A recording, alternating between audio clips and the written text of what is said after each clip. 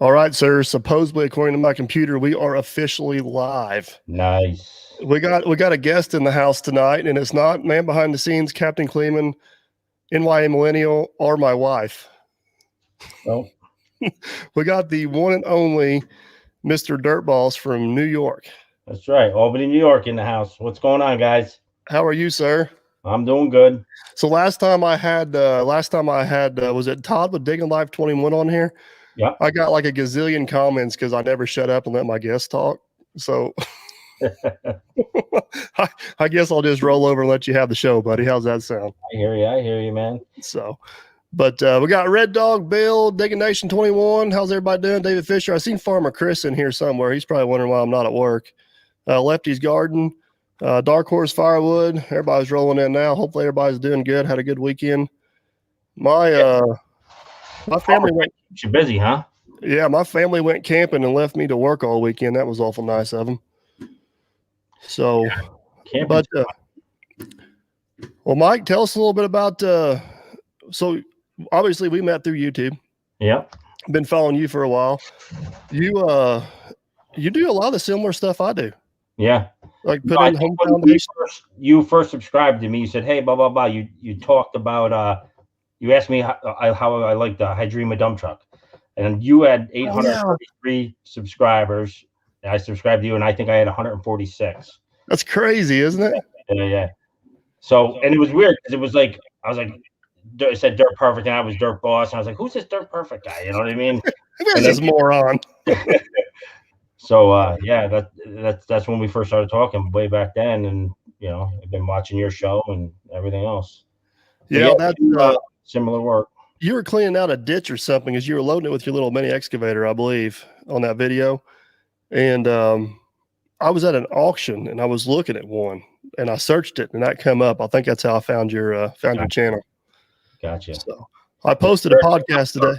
They're handy and tough. So stable. You can put those on a hill, steep as steep, loaded sideways. It won't flip. Really? So how many tons will it haul? 10 ton, and obviously overloaded, but it weighs 10 ton and it will haul 10 ton. So how fast will it go? 30s, 30, probably 35, probably top out. That sounds like a good time, to be honest with you. Tires, I mean, huge float tires. It just, like I said, I've had that thing in some hairy situations and it pulls right up out. I couldn't, You guys use it quite a bit? Road truck. So you're like you said, you're in, I guess, would it be considered upstate New York? Yeah, upstate. So we're in Albany. That's the capital of New York. I'm about 2 hours out of the city of New York, just straight shot run down. An hour from PA. I'm 20 minutes from Massachusetts, 30 minutes from Vermont. 3 hours from the Canadian border.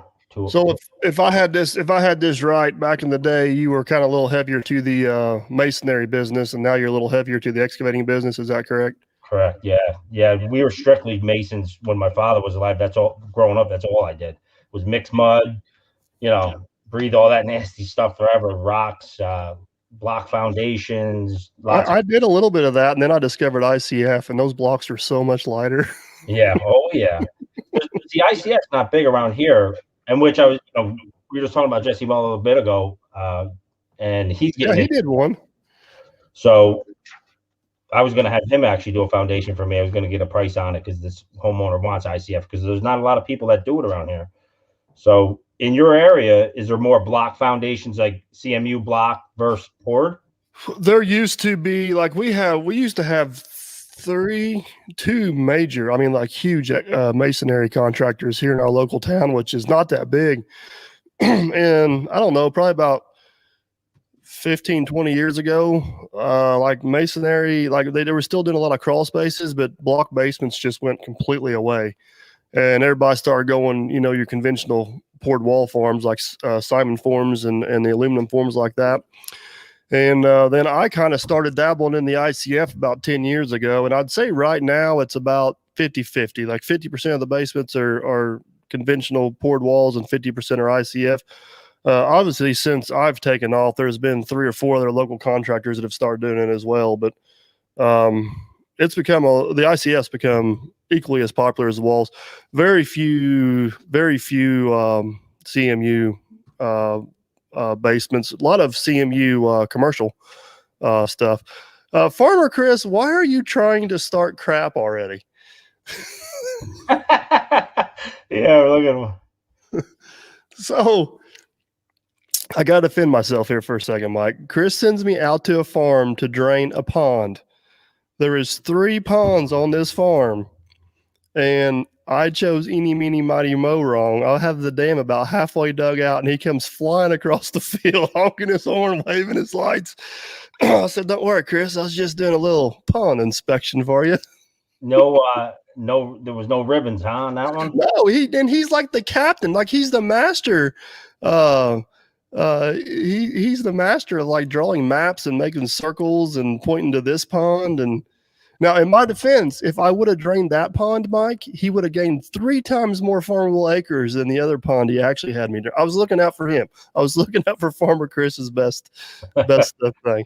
I gotta say hi to my mom real quick. I just seen Mom pop up on here. I posted a podcast with my mother today. Nice. And I'm sure it's already got a lot of views. I'm sure I'm going to be in trouble for this is all over. Captain Kleeman, I thought you knew this whole incident. Captain Kleeman hauled equipment into that job for us. So, what's up, Captain? Yeah, Lefty's garden. There was 3 ponds. Now there's 1 pond and 2 mud holes. And what did you drain on Facebook? I saw that's the pond. Well, that's the right pond. That was pretty cool how you could actually see it drain. Yeah, the green little things in there. Yeah, that was with that was with the new Hyundai machine. Yeah, how long did it take to drain like that on time lapse? Maybe 10 minutes. Oh, really? That quick? Yeah, I could have drained it a lot faster, but I didn't want to flood the neighbor out, so we kind of let it out semi controlled. Yeah. So Farmer Chris is a pretty big old boy, but he can still move, let me tell you. Now, did you go to high school with him? No, actually, Chris is a couple years older than me. He actually went to high school with Logger Wade.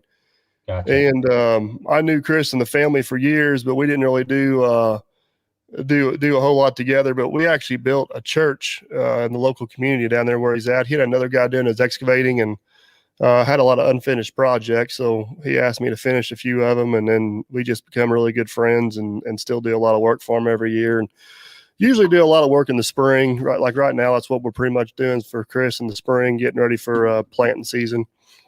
But I don't know. Chris could probably tell you this is probably the 4th season or so we've worked together. But he usually keeps me busy for about a month and a half, 2 months in the spring, pretty easy. We got like 15,000 feet of field tile to put in. Wow, Captain, that's awesome. Coffee mug, nice. I got one here somewhere. Miss SOT in the house. How are you? KMD, what's up? I got his hat back here. He sent me a hat. Can you see it? Oh, you can see it.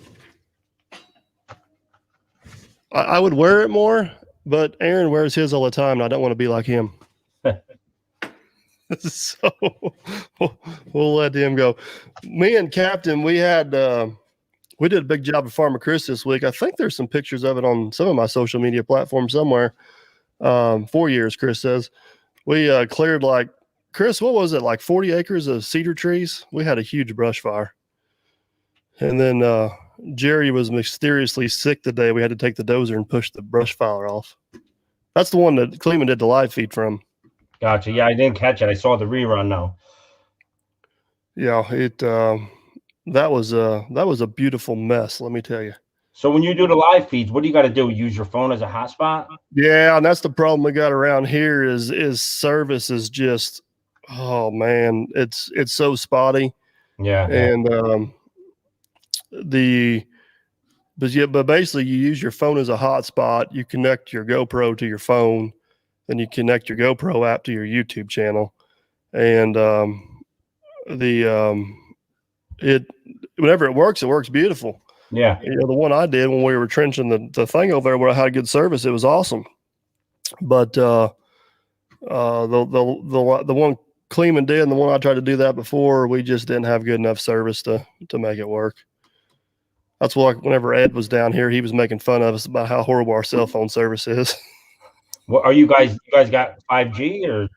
What's that? Yeah, they're coming out. Well, Ed would know. That's what he does. You know what I mean? But yeah, no. So We're still on. We're lucky to get 4G.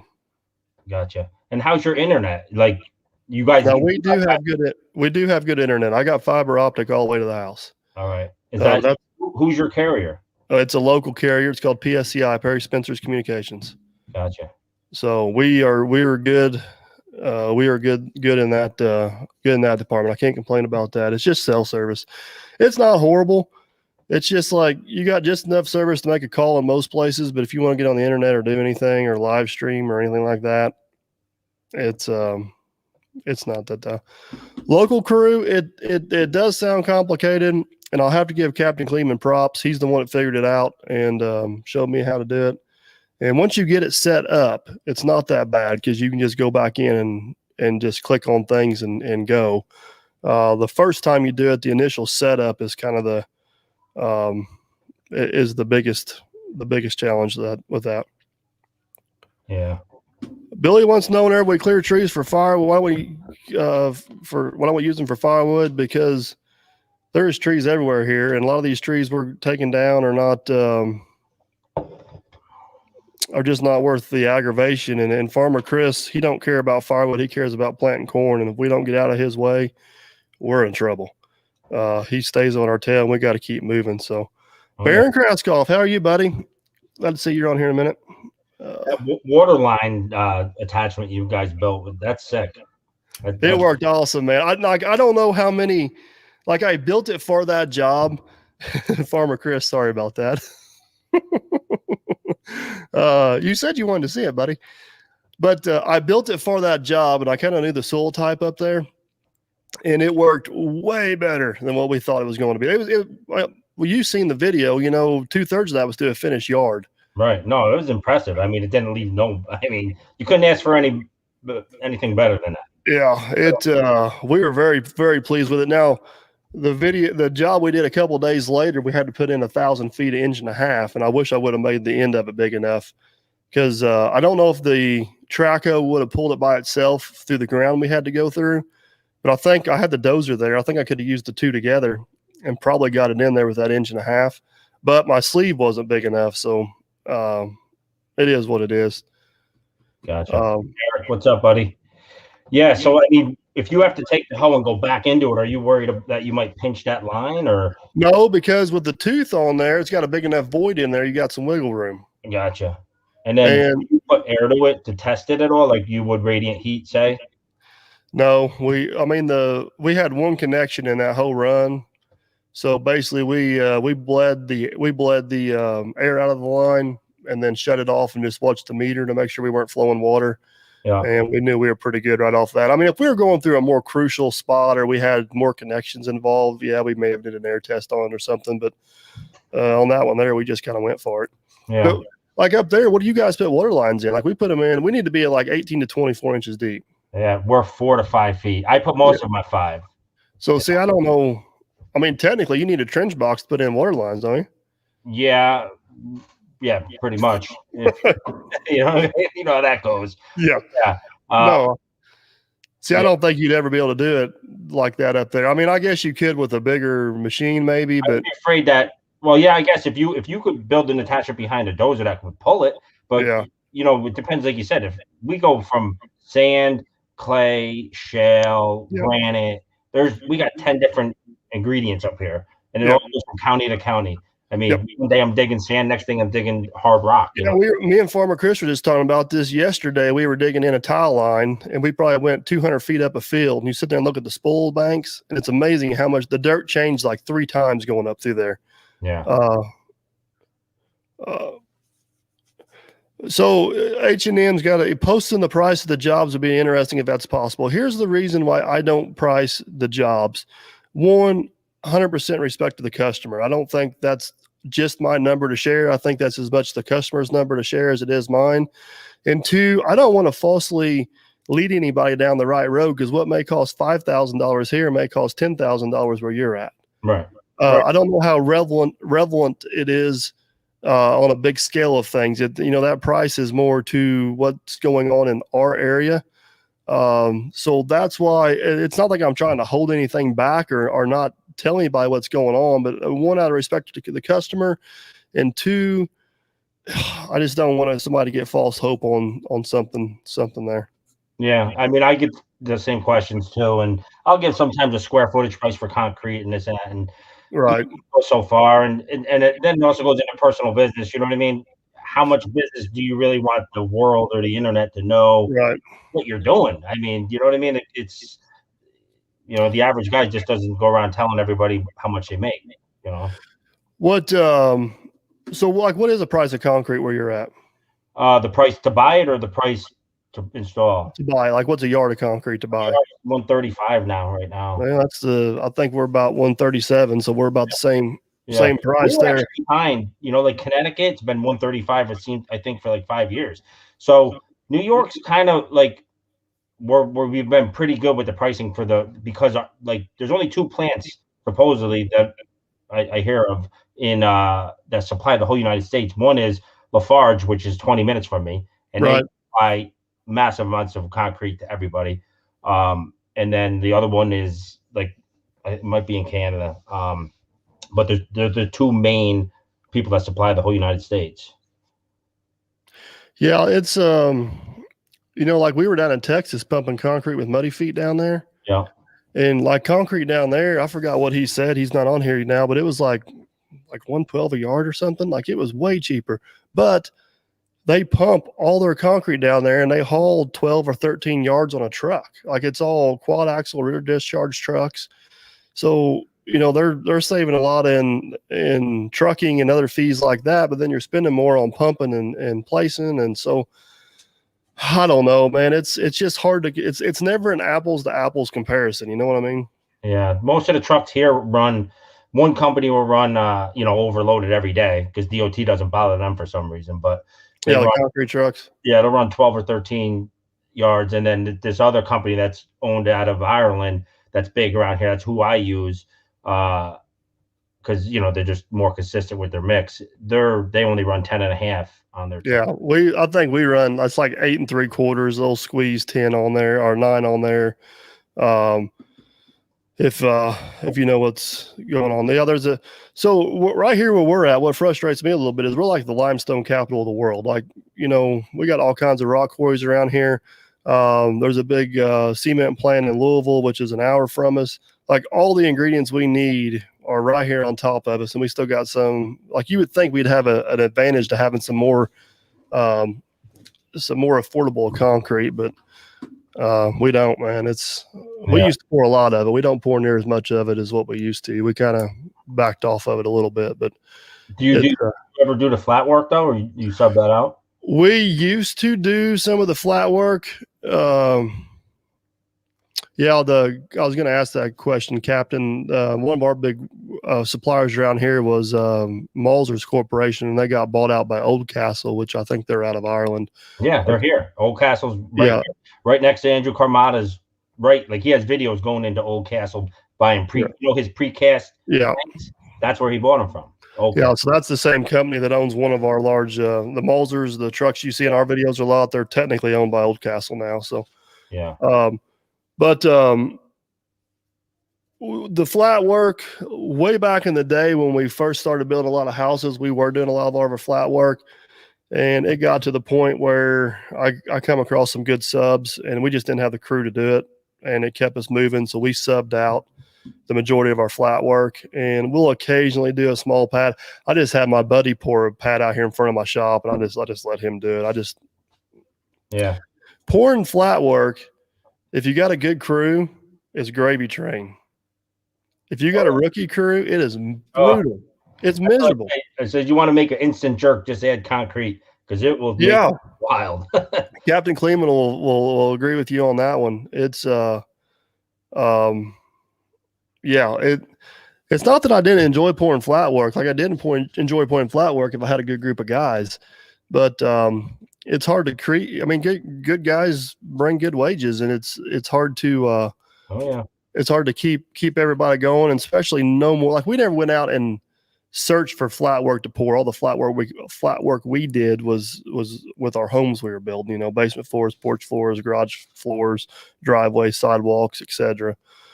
So I don't know.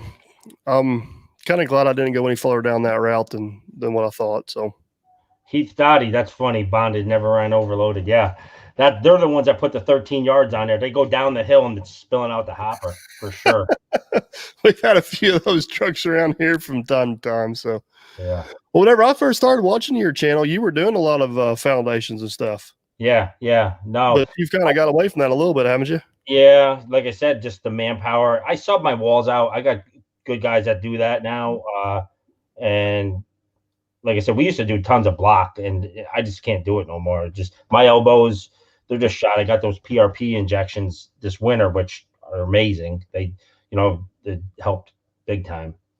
And so I still do the flat work, and I'm kind of like I said, I'm going through some growing pains, just trying to.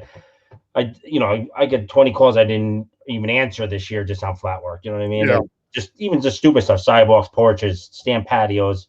I just can't be bothered with it anymore. So it sucks letting that money go. But for me to go where I want to be, I mean, my goal, not goal, but my dream would be own a pit, a quarry, a gravel bank, nothing huge, but just where I could pay a loader and just have a screener and blah, blah, blah. And just because we got, like, where I live, there's 3,000 dump trucks a day going down this. We're in really 5 pits. So everybody's got a dump truck here. Everybody's got excavators. The competition is pretty tough. But so there, if I could find land to get a quarry open would be great because they make good money, Don wants to know if you guys sell hats and shirts and merch and stuff. Yeah, no, I have a merch store on my page. You just go to it, click on. There's no hats on there. They won't let me sell hats for some reason. Really? Yeah, it's weird. You got to sell a certain amount, then they'll award you with another item. Who do you do yours through? Teespring on YouTube. Oh, really? You have to have 10,000 subscribers to do it, and then once you get that, you're qualified. I mean, it's pretty good. It's kind of like you make your own stuff, or do you have a company do it? No, I got a buddy here in town that owns a t-shirt shop, and I've actually got a few other YouTubers going to him. He does a good job. He's extremely good on prices. And one thing a lot of people don't know is my wife used to do LuLaRoe and never made any money at it. So she likes dabbling in that stuff. So I basically kicked all her stuff out and told her to start selling Dirt Perfect stuff. Nice. So she takes care of all the Dirt Perfect ordering and shipping and all that stuff. And it's gotten to be quite a bit. I'm not going to lie. We sell way more stuff than I ever anticipated. Yeah, no, mine's taking off slowly. But it doesn't really cost me nothing to have. They take a chunk, obviously, but I don't have to have the inventory and I don't have to mail it. I mean, I got probably before Christmas, I probably had $6,000 in inventory. Right. And then you got to go to the post office and mail it out yourself. So it's a lot of life and all that too, No, we've eyeballed that a few times. I know several other YouTubers and do it, and it definitely I can definitely see the advantages of it. If Jenna didn't want to have, if that's not something she wanted to do, that's definitely the route we would go for sure. Right. Because it's another job. I mean, there's no doubt about it, the way you're doing it, KDM, I have no intentions of building a new shop. I am perfectly content with what I got. I do have intentions of building a spot on my lot to store some of my stuff in out of the weather, the trucks and attachments and stuff like that. That is hopefully going to happen this year. I've signed a contract with a guy. All the permits are in place. It's just prices are ridiculous right now and everything's going crazy. But I can't. As far as what Mike's got going on, I'm not. Steven, it should be out. We just shipped a bunch of orders the other day, but as far as what you got going on, as far as a shop, is that something in your future, I guess? Yeah, no, I was going to do it this year, and then, like you said, I got the prices. It was double. Oh, yeah. Price 2 years ago, it was double of what it was, and I go, "You kidding me?" I can't put my head around it, and I'm like, so now if you wait another 2 years, there'll probably be another third higher, and I'm like, it's going to come to a head at some point. I mean, right? I mean, this plywood deal at Home Depot or wherever you go, it's insane what they're getting for the OSB, and the 2x4s are $9 a piece here for a regular 2x4. Yeah, I'm so thankful we're not building houses right now, because Right. it'd be a mess. Would you do a live with Andrew? Yeah, I'd do a live with Andrew. I don't know Andrew. I've never talked to him personally, but if that opportunity ever arises, I would definitely consider doing that. I think we're going to get together with Chris I think we're going to get together with Chris. Let's Dig 18 here, maybe 1st of May, somewhere in there. So maybe we'll get something going with him at some point. But yeah, it's Jeff, how you doing? Todd, I see you on here. It's I don't know. I just feel like everything's going to come to a head. It's either going to level off, or it's going to come to a bust, or something's going to happen. It's definitely gonna. I mean, everybody that's building the houses now. I mean, my buddy builds houses, so it's like $100,000 more for the same house Yep. because of the materials. And these companies can't even guarantee the pricing more than a week. They're like, Yep. we can't give you the quote. We can't. This is only good for a week, like the lumber yards. And I just feel, it's going to be one of those 2010 deals where these people are upside down in their houses. After it crashes, the house won't be as worth as much as the mortgage. Yeah, watch Wes work. Joseph, I don't quite understand your question there about the color of the stone situation. Some people are just hard to please, unfortunately. Watch Wes work brings up a good point, though. He was talking about ICF construction has went up due to the cost of lumber. And yeah, there's a lot of truth to that. Every time I post an ICF video, I get twice as much interest in people wanting to build ICF. The cost of the block has went up some, and the cost of concrete has went up some, but not anywhere close to the price of lumber. And ICF, and for the first time ever, depending on the house plan and depending on the location, ICF construction may actually be cheaper than wood framed, which is crazy. Yeah. And you get a better house out of the deal. You've gone all the way up to the roof with the ICF? Yeah, we've poured over 40 feet in the air before. Nice. So back in the day, you could only go a certain height, I believe, right? But like before they had. Yeah. So I'd have to go back and look at the forms, but it's 6-inch ICF, which is what we normally use. You could go up to like 64 feet. Really? Yeah.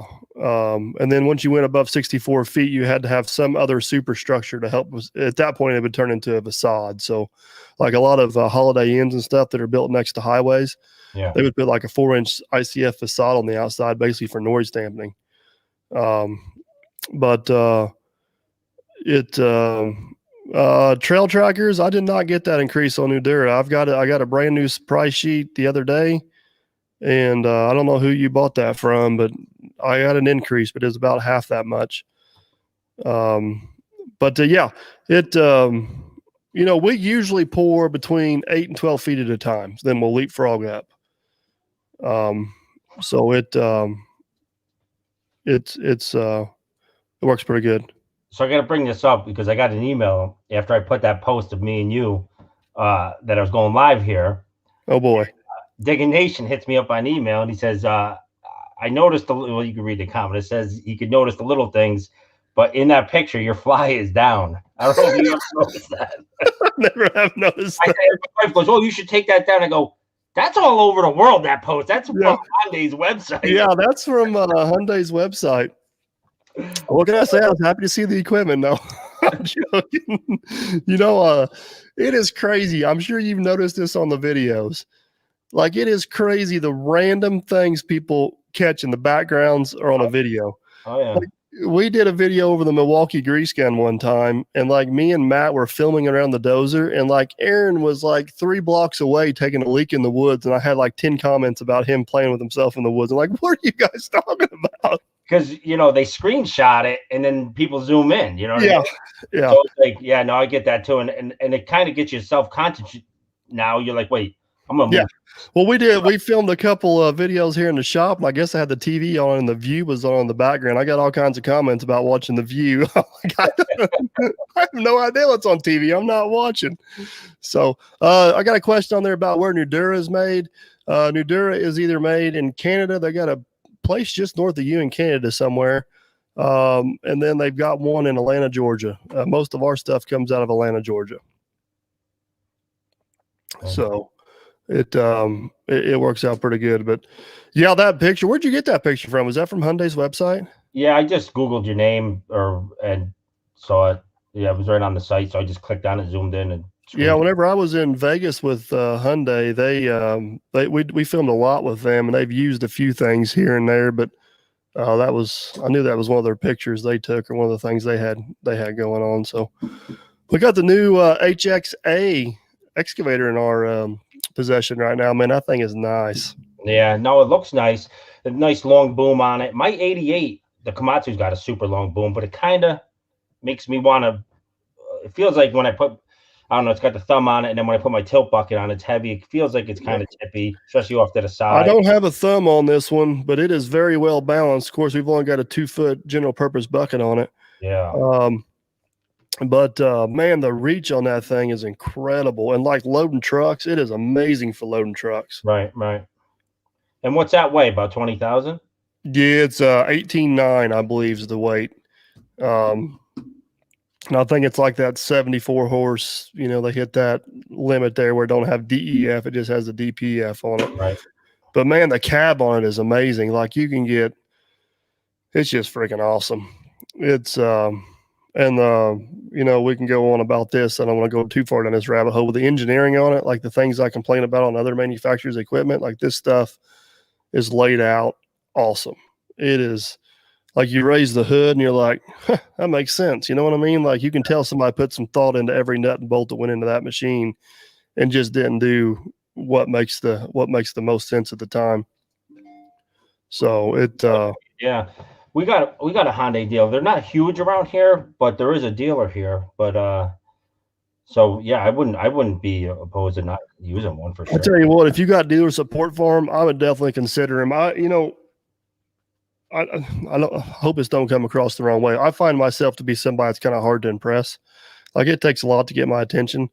But those machines, I don't know what it is about them, but those machines they've had my attention from the first time I laid eyes on them. And honestly, I tell this story all the time. I walked into the booth in Louisville at the Hyundai booth, and I had no intentions of even looking at their machine. I was just going in there to harass the guy on the loudspeaker because I wanted a video. And long story short, I ended up in one of their machines, and I've been impressed with them. We're on the fence when you were doing a Volvo. I mean, do you regret not buying it? Yes and no. So if I would have bought that machine, quit pulling combines with the 850, please. I've never pulled a combine with an 850, so I have no idea what you're talking about there, bud. So if I would have bought that machine they were trying to sell me, I don't think I would have been happy with it. It didn't have the right thumb on, didn't have the right track shoes on it. There was a lot of options on it that I wanted that wasn't there. If I could have got that machine set up the way I wanted it, I would have been very happy with it. Yeah. I mean, some machines, like how you explain that one, some machines just sit in there and you don't have to think to operate it. Your hands are going where that bucket is. And I know what you're feeling with that Volvo. It's almost like electric over hydraulic, where each machine's different the way they feel, no matter. I call it hydraulically timed. The boom, like the Volvo, is so fast. It's lightning fast. And if you're like digging a basement or loading trucks, or like it's got its place. Like it's an awesome machine. But if you wanted to do if you want brute strength and a fine touch, the 120 or that Hyundai had it beat.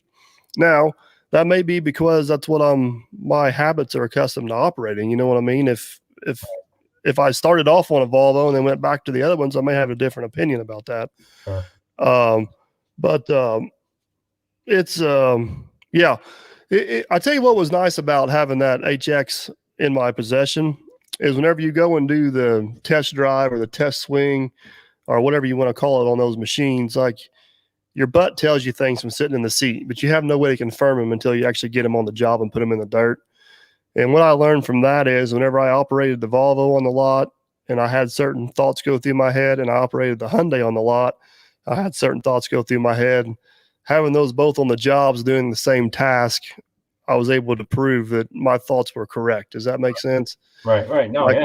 It's just you're doing them side by side and doing exact things. I mean, that's one way to test a machine. it's just so hard whenever you're out there digging air to really know what a machine's going to do, which is what you do most of the times whenever you're looking at a machine. So, man, Hyundai has been like, that is one of the, so let me back up here. I love their equipment. Like the only thing, so whenever I was looking at their equipment, like one of my big questions was, is this thing going to run 8, 9, 10, 12,000 hours? You know what I mean? Because I demoed a new machine for a short period of time, and the dealer at that time, he actually put me in contact with a couple of his customers that had these machines running for a long time. Todd Reynolds, which is in the chat here, he's actually one of the ones I talked to a little bit somewhere. He's got several Hyundai machines that have ran for years. But besides that, I was impressed with their machines. But I've been working with Hyundai now for over 2 years, and I'm even more impressed with the people. Like, everybody I've met with that company has been just absolutely amazing. Yeah. From the marketing department to the service guys to the live or ice cream farmer, Chris. From the service department, like, everybody's just been top notch. I mean, it's just been a breath of fresh air to work with guys like that. Like, I call them up with a crazy idea, they're like 100% on board. Like, let's do it. Let's go for it. Let's try it.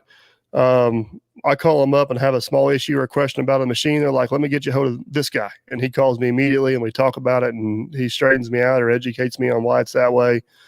I have a suggestion about the machine. They're like, all right, I'll pass it on to this guy. He can make the difference. You know what I mean? It's, yeah, I mean, customer support, dealer support, that goes a long way. And for them, well, guys, and I'm a firm believer it starts at the top. You know, I deal with corporate, and if corporate's got this mentality, you know, they pass that down to dealers. So on top of being impressed with the machines, I've been equally impressed with the company itself. So, no, I have not. I've seen a few of you asking on here. I did not buy the HX85A. It is actually a demo from Hyundai. I do have my eyeball on possibly buying I think it's a 57, which would basically replace the 304, but I got to figure out my skid steer issues first. So Dirt Boss loves his Kubota. I'm not for sure I'm in love with my Kubota. well, yeah, I mean, You know what the difference is? You clean yours. Well, it does make it. Hey, it makes a difference. I mean, those you know how you feel about that. But if you clean them, you know, I was always brought up a clean tool is a happy tool. You know what I mean? All the way from my trowel. So I just do that. I don't know. Mine's always been greased, fueled, and make sure all the nitpicking things, like if it's on that machine, it better work. Yeah. And then I always have a hard time cleaning them because I just know I'm going to go get them dirty again. Well, that's a fact. But you know, like on the manual, how it says, like you got in the beginning of the manual before you get all the technical stuff, like the service, they have the cartoons and the guy blowing the air filter out. That stuff, even though it's funny, is probably in there. It's like, hey, make sure you blow this dirt out. So you say, I only read the manual once when I first get the machine. Yeah. So I'm going to check those things, and it just sticks with you. But so the funny part about this is I had like, I don't know, I probably had 100 people like text me the page in the manual where it says to remove this door and clean the dirt out every 200 hours. And that just made me laugh because that confirmed to me that Kubota knew they had a problem. If they had to put it in the damn book, like they knew it was an issue. So instead of writing it in the book, just fix it. Right. No, I hear you. And they may have with the 95. Nope, they didn't. I haven't ran it, but I did. From what I hear, there's a few changes, but most of it was the. Well, it's just other aggravating stuff like the damn air conditioner controls. I hate it. You got to stop. You got to reach under there. That's so annoying. It should. I mean, you could have put that anywhere. You know. Yeah, I mean that, and the new ones are the same way. And then, have you had windshield washer fluid in your drink yet? Like, you fill the windshield washer fluid all the way up, it spills out into the cup holder. Yeah, things like that. You know, that's stupid. Does yours have a clanking in the front? Like when you go over little bumps, it clank, clank, clank. It's like the C channel where the idlers are. Mm-hmm. Yeah, that when I first bought that, I complained about that to the dealer, and that's normal, but I didn't know what it was. And then when I got it home, I could fine tune and find where that clanking was. and see like this, like on a dozer, you know, the C channel where the idler goes in, it's clanking there. Yeah. So the Kubotas, they got a big wheel in the front, and the grooves like the Takakuchis and stuff, they got a sprocket in the front where it runs inside the webs instead of on the outside. Yeah. And they actually slide in a pipe, so it eliminates a lot of that. But the Kubota set up set up a lot like what a dozer would be. Yeah, I like that undercarriage because it'd be hard to push a track off that with the dual idler in the front. Yeah. And I've had that thing on rocks. Well, one thing I really like about it is if you run in rock or stuff, it gives it a lot more area to clean itself out. Right. So I do think that's a pretty good thing. So, I did not buy a new dozer. I posted a picture of a brand new Komatsu dozer, Mike, and everybody thought I bought it. No, I know. I saw it. I go, gee, man, this guy, he ain't buying that. I know the price tag of that dozer. I said, he ain't buying that thing. No way. But that dozer is, you know, and that it's a nice dozer. The dealer support. I had trouble with my Komatsu in the beginning, and it, you know, the dealer was really good. And same what you're talking about, how Hyundai is. The Komatsu, they were stand up and they were good around here. Yeah. Yeah, I've been in the excavating business around here for 15 years, and unfortunately, in the last year and a half, I finally started building some relationships with dealers. I've just had a very bad attitude towards them, and I'm getting on there. Neil Koch, Dig Drive Y, did I get that right? Dig Drive DYI. Do you watch his channel? Yeah, yeah. He's got some. The backhoe man, you know, he's got some talent on that backhoe, and his editing skills are unbelievable. His editing skills are absolutely amazing. Like puts us to shame. I'm like, wow, but he's got too much time on his hands. Yeah. You could go all into it and do all that, but that's a different world right there. Yeah, he does. I've actually got to meet Neil, man. He's a really good guy, and I love his. Of course, I'm a big 855 series tractor guy. He's got a couple of those. Those things are absolutely amazing. So. But yeah, back to the Komatsu dozer. That was the first time I've ever actually got to push dirt with one. Like I've been on a few of them at the auctions and moved them around a little bit. But they are smooth running machines. I'll give them that. They are. Yeah, no, it's smooth. It's balanced. I've had no issues with it. Is in that complaint. You know what I mean? I've had John Deere, Cat, New Holland. That was probably the worst dozer I've ever had. Yeah. Now, what size do you got? It's a D51. So that's about what 38? Yeah, 30,000 pounds. Gotcha. I mean, it's small enough to still do. You can put a lawn in with it, a driveway, stuff like that, and it's tough enough to push out retention ponds. And it's got 11-foot blade on it, so it'll push a full blade right up over into the radiator if you wanted it to. It does not bog down at all. It's crazy. Yeah, the that D4G I got, it's a little bit small, but it's such a good dozer, and it's so easy to move around and maneuver. I can't get a dozer with a cab on it because Jerry won't run it. Yeah, thanks, Mrs. Dirt Boss. He's settling Sky down. You got a guy here saying how gorgeous I am. I'm getting all blushed. I don't know if it's a male or female or so either. I don't know what this is, but she or he is also on Aaron's channel. She does the same stuff on Aaron's channel, and I've got Aaron convinced it's a man. This day and age, we don't know. Oh boy, it's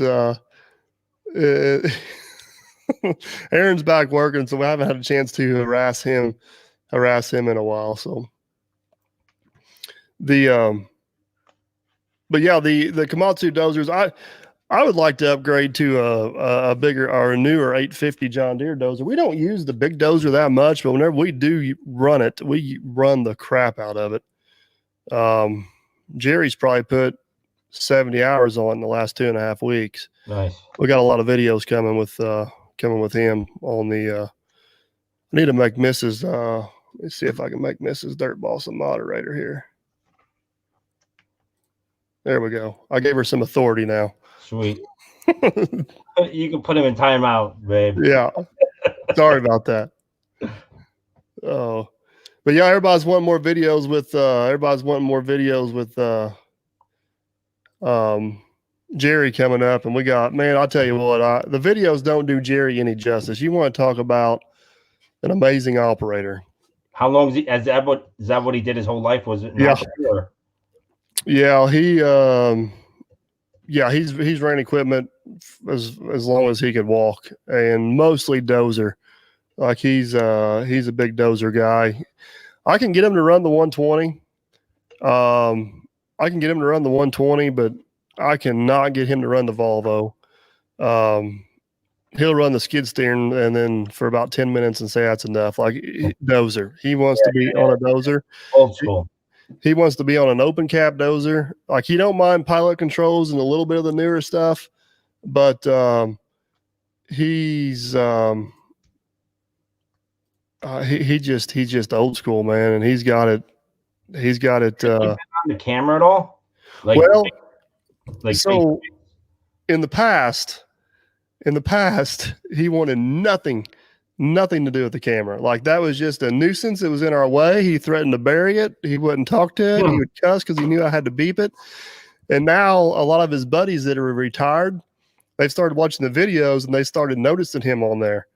So now he thinks it's cool. So me and Cleveland were just talking about this the other day. He has turned over a new leaf, and I've actually got quite a bit of video of Jerry being Jerry and not being not trying to hide from the camera. So he hops on the dozer the other day, and me and Cleveland were bickering back and forth. He goes, "Don't mind me. I'm gonna go ahead and start this thing, so I don't have to listen to you two anymore." He fires up the dozer and just drives off. So Todd, you got the 180 New Holland, and that pushes, huh? See, mine. It just seemed like it was a dog, and mine was a 100. It just, I don't know. It did that. That was the same as the New Holland, and the cases were pretty much the same. Weren't they made by Fiat or something? Yeah. Well, what happened was New Holland stopped making their heavy equipment, anything over 10,000 pounds. I don't know how many years ago. They just stopped, maybe 3 or 4 years ago, and after that, the market just dropped right out of that machine. You couldn't sell it. You couldn't get parts. Yeah. They actually stopped making parts. I had a pump go bad. I couldn't get a pump. And not that I was going to buy a new one. I was going to rebuild it, but I had to go through a machine shop to get that one rebuilt. But I remember seeing that dozer. You had it whenever you first started your channel. You had quite a few videos with it. That's when somebody stole the batteries out of or something. Yeah. Stole all the batteries out of all my equipment there besides the Hydrema. It was Memorial Day weekend. I came there to come to work that Monday, and everything was gone. Couldn't believe it. Never happened to me before. Never had no issues. I never even locked the panels on them. Now everything's always locked up, but it never had no issues. But it was just some, cracker that came in the neighborhood and was stealing everything. We don't have a whole lot of problems around here. Every once in a while we'll run into something, and we pretty much know who it is because it's a new guy in town. Now, Farmer Chris, unfortunately, I don't know if Farmer Chris is still on here, but he had his whole shop cleaned out here a while back. So well, the worst part is they were cutting the leads on the batteries. They weren't just taking the batteries. They were cutting the leads back by the motor and pulling them. So my buddy got his New Holland. He has a D39. It was like $800 in cables that from the deal that they had to get because there's certain ends and all this stuff, and he wanted it all factory. They cut it right back and then pulled it all through, and they did the same thing to my Cabelco. They cut it back, and I had to get all new, It's just amazing that nobody's got more respect for a piece of equipment than that, or somebody else's property for that. Right. The worst part is it was in the mud. It was raining that weekend, so we seen all the footprints, and they had some little baby kid that probably was 2 or 3 years old running around, tracking around the machine. So he actually had his kid with him while he was being a good role model right there, isn't he? Right. I'm like, are you kidding me? Yeah, there's Farmer Chris is still on here. They got him for about 20 grand, he said.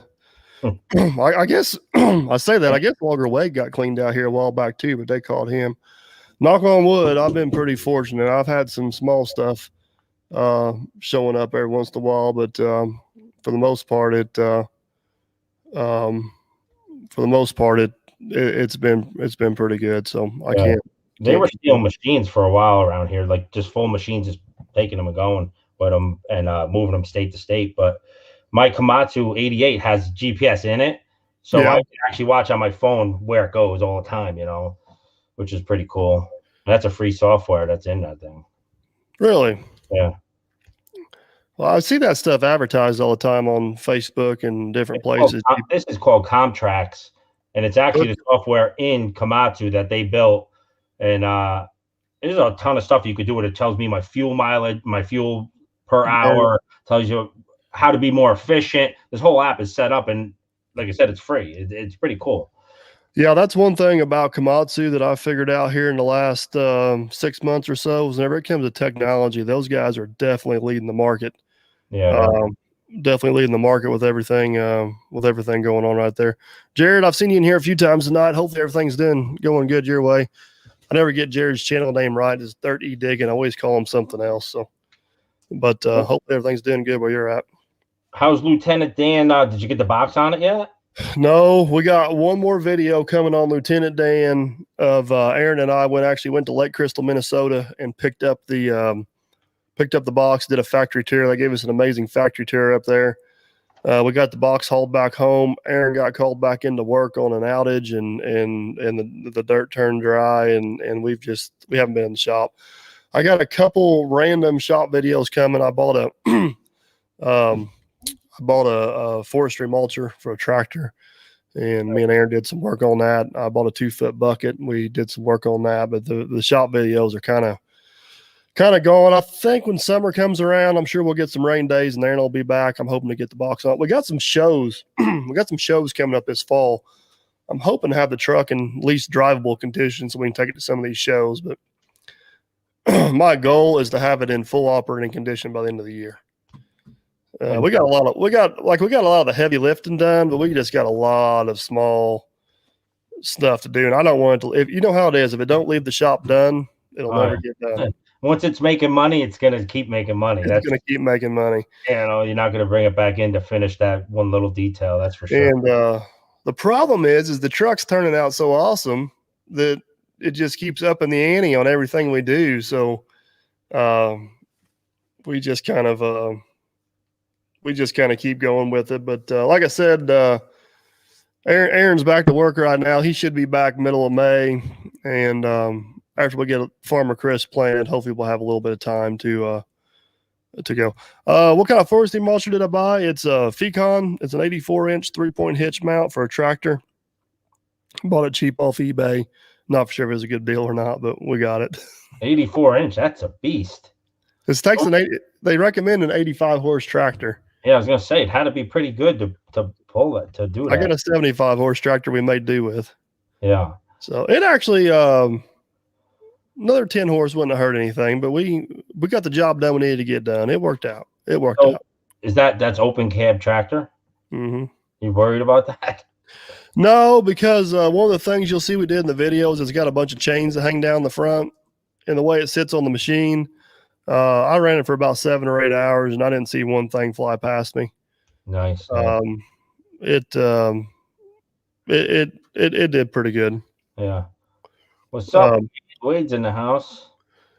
You know, with a skid excuse me, with a skid steer, it wouldn't be that bad because you can keep an eye on all your glass. An open cab tractor doing that, or a closed cab tractor on that, you could definitely do it. And it'd be ideal, but you'd really have to be careful not to mess up. Hello, Logger Wade. Mess up the cab or bust out a window or something. Yeah.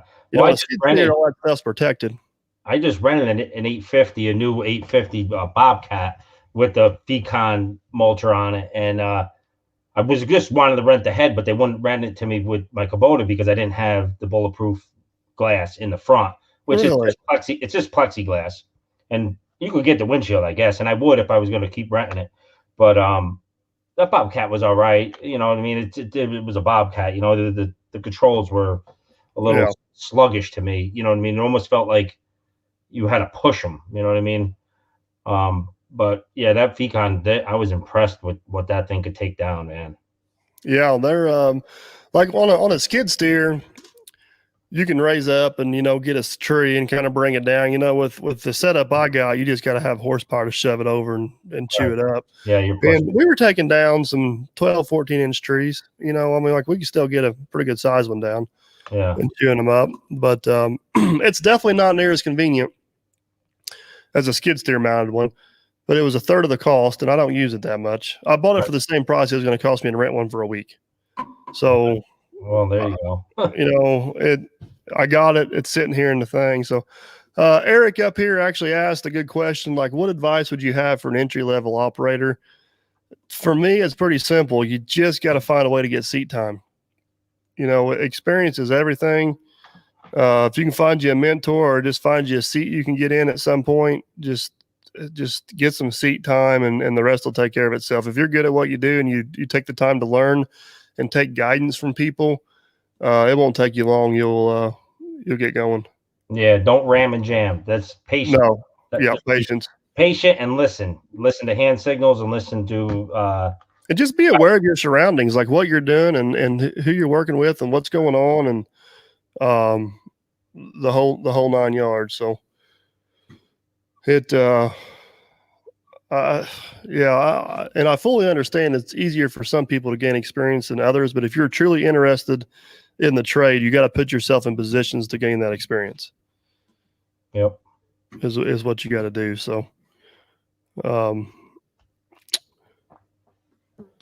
but yeah, I guess, Mike, we're getting ready probably to wrap this thing up. I should mention that we got a link to your channel in the description of the live feed here. So I appreciate you jumping on here with us and hanging out for a little bit. We've never met in person. We've talked back and forth on the phone. You've threatened to come down here a few times, but you never made it.